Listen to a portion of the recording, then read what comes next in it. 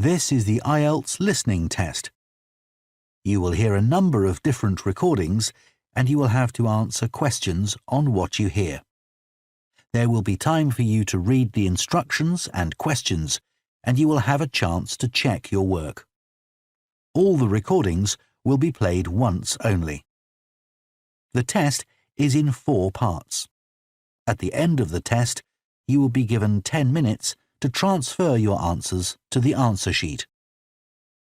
Now turn to Part 1.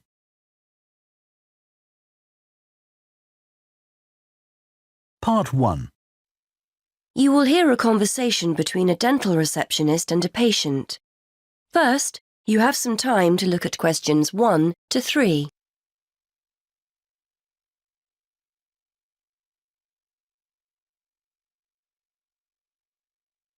Now we shall begin.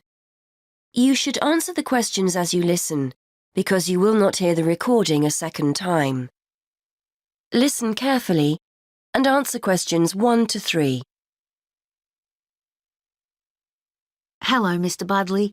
Is that your treatment finished for today? Yes, I've just had the X-ray for now. The dentist asked me to make another appointment to have one out and then to get my teeth cleaned. OK, let's have a look at what's available. I've got a couple of free slots next week on the 16th. That's the Wednesday. Monday and Tuesday are completely full, I'm afraid. Isn't there anything sooner than that? I'm in a lot of pain. Nothing this week? I'm afraid not. We're very busy this week. One of the dentists is away on holiday, so we're a little short-staffed. If someone cancels, I'll give you a call. But for the time being, shall I book you in for the 16th? We have a free slot at 1:30 and another one at 3:30. OK. Can you book me in at 3:30? Let me make a note of that. Oh, hang on. I can't make 3:30. I've got a meeting at 4 and I'll never get back in time. It'll have to be 1:30. Before you hear more of the conversation, you have some time to look at questions 4 to 6.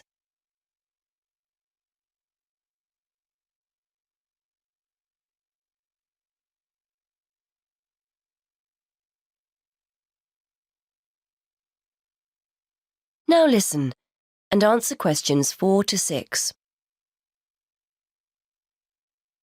Right, that's booked for you. Now, the extraction will be £90 and the X-ray is £20, so that's £110 altogether. How would you like to pay? Cash or cheque? I'm afraid we don't take cards. I'll pay by cheque, thanks. If it's OK, I'll pay for the X-ray now and the rest at my next appointment, just in case I have to cancel for any reason. That'll be fine. Just to let you know, we need at least 24 hours' notice if you have to cancel, otherwise there's a £10 fee. So, the cheque, who shall I make it payable to? Sinclair Dental Surgeons. That's SINCLAIR.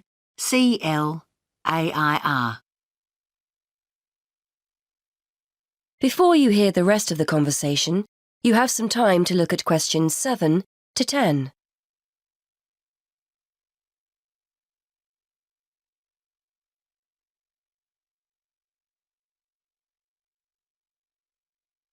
Now listen and answer questions 7 to 10. While I'm here, I was wondering whether you had any information about dental insurance. I think my teeth are beginning to show signs of age, and I might need a lot more treatment. There's a company we work with. Here's one of their leaflets. Their prices are very competitive, and the cover they offer is similar to that of most other companies. They pay up to £650 a year for dental treatment, and you can add your wife and children to the plan whenever you want with their family cover plan. This gives you a generous discount compared to individual plans. Thanks. It looks interesting. And they offer interest-free monthly payments too. There's a telephone number you can call for more information. Thanks. I'll take it home and have a closer read. Will I be able to claim for the treatment I'm having now? Any treatment you have after your membership starts will be covered, so if you're quick, You might get the cost of work next week covered. Thanks again. Well, I'll see you next week then. That is the end of section 1. You now have half a minute to check your answers.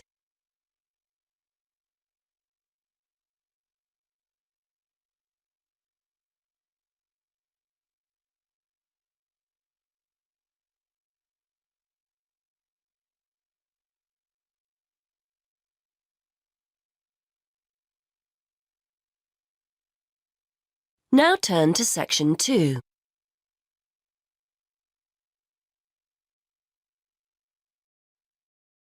Section 2. You will hear a presenter on a radio show. The presenter is talking to the organizer of an arts festival.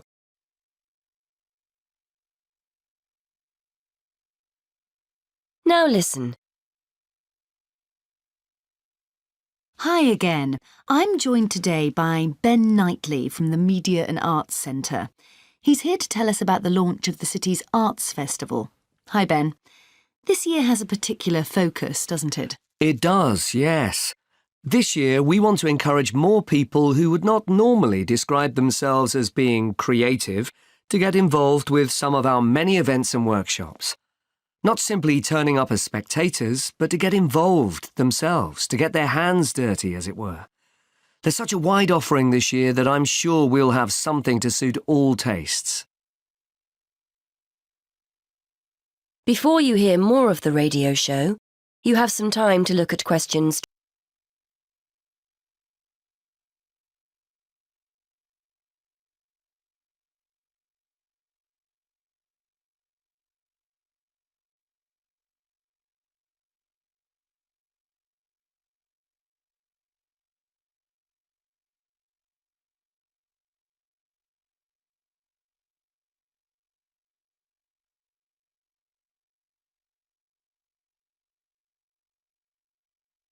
Now listen.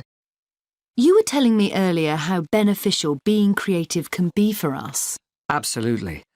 I recently attended a drawing workshop and, even if I do say so myself, came away with a very good sketch I'd done. But what was particularly surprising for me was my feeling of pride and joy when I looked at the sketch again and showed it to the family. It really took me back to the feelings I had as a youngster when I'd made something. I realised that, even as an adult, we can get just as much pleasure and happiness from creative activity. Actually, research has shown that the more we allow ourselves to be creative, the happier we feel. And the more positive our frame of mind, the more creative and the more curious we become about the world we live in. Well, you've certainly persuaded me. So what kind of events can we look forward to? We want to try and include as wide a range of people as possible this year, from people already involved in the creative arts through to elderly people who haven't been creative in years. So, for example, we're inviting people in the creative industries who occasionally suffer from writer's block to join us on one of our creative walks. Walking has been proved to aid creative thinking, and we're running a series of walks during the spring and summer around some of the many beauty spots in and around the city. Then there's our knitting programme. We're working with schools in the area to invite grandparents in to teach kids how to knit. It's a great opportunity to bridge the generation gap and rekindle that interest in knitting you may have forgotten about. We also aim to inspire and support people without jobs through a series of free courses, starting with creative writing workshops. These courses will give them an insight into the basic ingredients of a good short story and help participants get their ideas into shape. And for anyone out there who is looking for the chance to explore their creative side, come along to our printmaking workshops. You'll have the chance to study some fantastic prints by local artists, explore different print processes, and take home a print of your own to hang on a wall.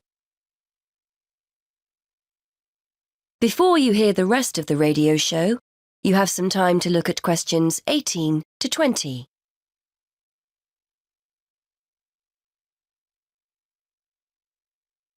Excellent. So how do we go about getting involved? If anyone is interested in joining one of these sessions, it's important that you contact us first, as places need to be booked beforehand. We ran similar sessions last year and demand was high. As I said previously, there's no charge for any of the workshops, and materials, where appropriate, will be provided on the day. You can get further information on our website, and if you don't have access to the internet, call us on 514-2261. The booking office is open Monday to Friday from 9 to 5, but closes early on a Saturday at 12:30. Many thanks, Ben. That is the end of section 2. You now have half a minute to check your answers.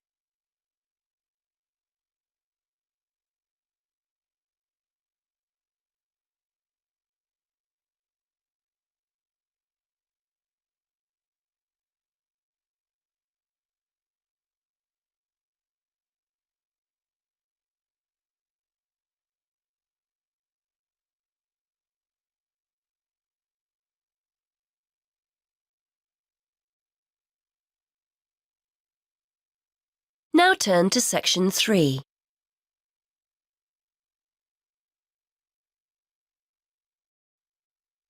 Section 3. You will hear a conversation between 2 university students about transferring to a different course. First, you have some time to look at questions 21 to 23.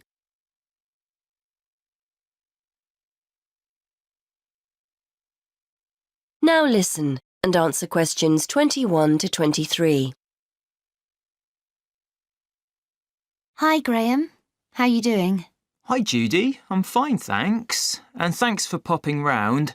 I was hoping I could pick your brains about transferring to another course. Yes, I remember you saying you wanted to do something else. Are you planning on staying here, or are you looking to go to a different university? No, I'm happy to stay here. I just feel I need to do something else. How did you go about your transfer? You did History of Art originally, didn't you? That was the course I initially wanted to transfer to. I'd studied art at college and wanted to continue, but my parents persuaded me that English would be more useful, so I took their advice. But I really didn't enjoy it and tried to transfer to History of Art, but the course was full. Anyway, I spoke with the course tutors and they told me about the Fine Art programme. They thought I had the talent to do it, so that was that. Before you hear more of the conversation, you have some time to look at questions 24 to 26.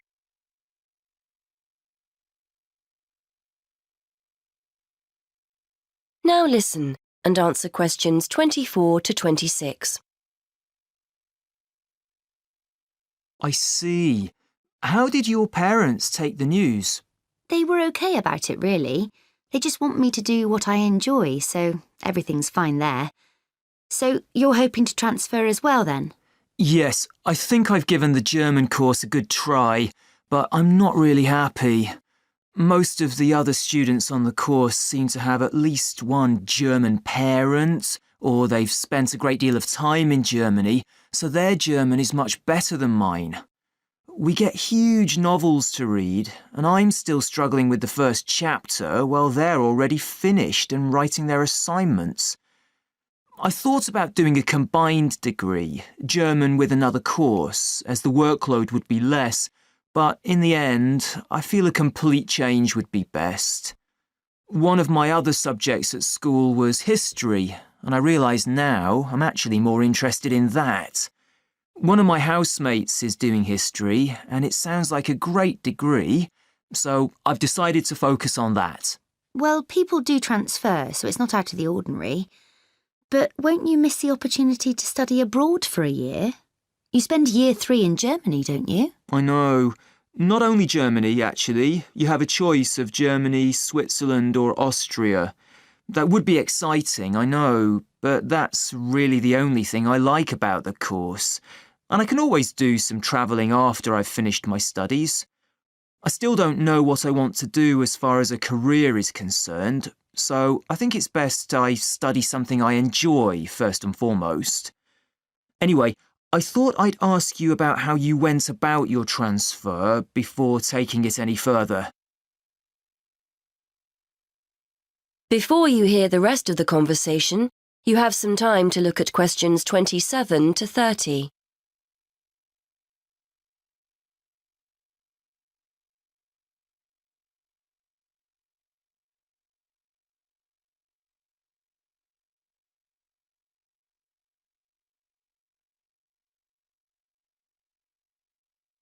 Well, the first thing you have to do is make sure you're clear in your own mind why you want to transfer. You'll need to persuade people that it's a good idea, so get your arguments clear. Then, I'm sure you've already done this, but check what the entry requirements are for history and whether you've got the necessary qualifications. They might be more flexible now you're actually here, but you need to show them you'd be able to keep up with your studies. Well, I've got history qualifications, so I'm hoping that won't be a problem. Who do I have to speak to? Well, they always tell you to speak with your course tutor first, in case there's a way of making the course you're on more appealing to you. But it sounds like you've definitely decided to get out, so I'd go to the careers service next, just to make sure there aren't any restrictions on transferring. It shouldn't be a problem, but it's best to check first. And then there's your funding. I'm no expert, but I would imagine this won't be a problem. German's a 4-year course and history is 3, so you could just start from year 1 next September. If the careers service think it's okay and there are no funding problems, go and speak to the admissions tutor in the history department, just to see if they're happy with your qualifications and if there are places. OK. Well, I'm hoping it'll be OK. I'm planning to transfer at the beginning of next year rather than halfway through this year. Yes, hopefully it'll be all right. If they accept you, it's pretty straightforward after that. It's not like you're going to another university. You just have to complete a form. I think it's called an internal transfer form. Your current head of department and the one for the course you're transferring to have to add their signature as well, and that's it. Well, thanks for that, Judy. I'd better start making my case for transferring, I suppose. That is the end of section 3. You now have half a minute to check your answers.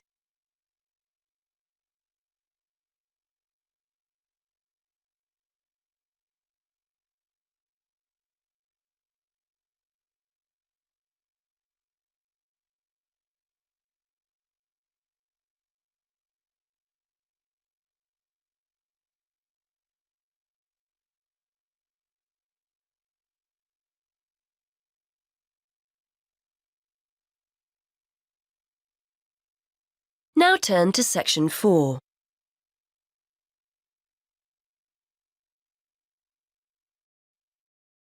Section 4. You are going to hear a lecturer giving a talk on a psychological condition called synesthesia. First, you have some time to look at questions 31 to 40.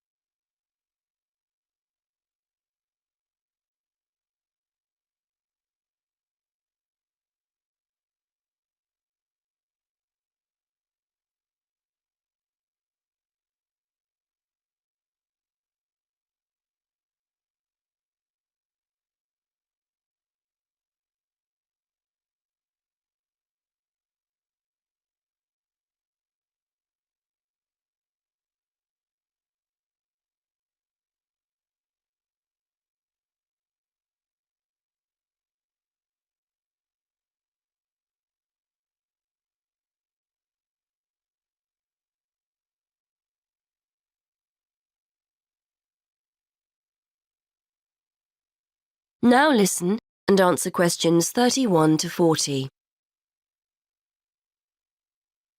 Today we're going to look at a fascinating condition that challenges the idea that we all see and experience the world around us in a similar way.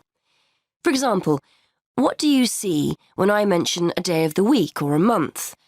What colour is the letter A or the number 10? If you often find yourself having more than the normal sense sensations, you too could have a condition known as synesthesia. Synesthesia is a harmless but fascinating condition which is often described by psychologists as the joining of the senses.